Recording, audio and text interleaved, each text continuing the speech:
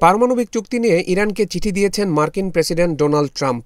ওই চিঠিতে নতুন পরমাণু চুক্তি করতে তেহরানকে 2 মাসের সময় বেঁধে দিয়েছেন তিনি। মার্কিন সংবাদ মাধ্যম এক্সিওসের প্রতিবেদনে এ তথ্য জানানো হয়। দুটি সূত্র ও একজন মার্কিন কর্মকর্তার বরাত দিয়ে সংবাদ মাধ্যমটি জানায়, পরমাণু চুক্তি করতে ইরানকে 2 মাসের সময় বেঁধে দিয়েছেন ট্রাম্প। তবে কবে থেকে এই সময় শুরু হবে তা জানা যায়নি। এই ঈদে জামা জুতো অ্যাকসেসরিজের ডিসকাউন্ট। চলতি মাসের শুরুতে ডোনাল্ড ট্রাম্প জানান, তিনি ইরানের নেতৃত্ব প্রকাশ করে একটি চিঠি পাঠিয়েছেন। ওই চিঠিতে তেহরানের দ্রুত অগ্রসরমান পারমাণবিক কর্মসূচি নিয়ন্ত্রণে একটি নতুন চুক্তির বিষয়ে আলোচনার আহ্বান জানানো হয়েছে।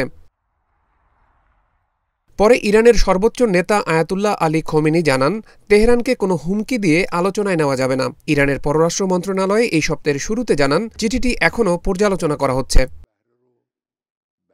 2015 সালে চীন, ফ্রান্স, জার্মানি, রাশিয়া, ইউরোপীয় ইউনিয়ন, যুক্তরাজ্য সহ যুক্তরাষ্ট্র ও Iran joint comprehensive plan of action JCPOA নামের একটি চুক্তিতে পৌঁছায়। চুক্তি মোতাবেক ইরান পারমাণবিক কর্মসূচি সীমিত করতে সম্মত হয়। শর্ত মেনে চলার বদলে সে সময় ইরানের ওপর আরোপ করা বিভিন্ন ধরনের নিষেধাজ্ঞা তুলে নেওয়া হয়। তবে 2018 সালে একতরফাভাবে ওই চুক্তি থেকে বেরিয়ে যান ডোনাল্ড ট্রাম্প। চুক্তি থেকে বেরিয়ে ইরানের ওপর নতুন করে নিষেধাজ্ঞা আরোপ করেন তিনি। এরপর জো বাইডেন ক্ষমতায় এলে পুরনো ওই চুক্তিতে ফেরার কথা বলেন তিনি। এ লক্ষ্যে বিশ্বশক্তিগুলো বিভিন্ন সময় আলোচনা করলেও তা সফল হয়নি।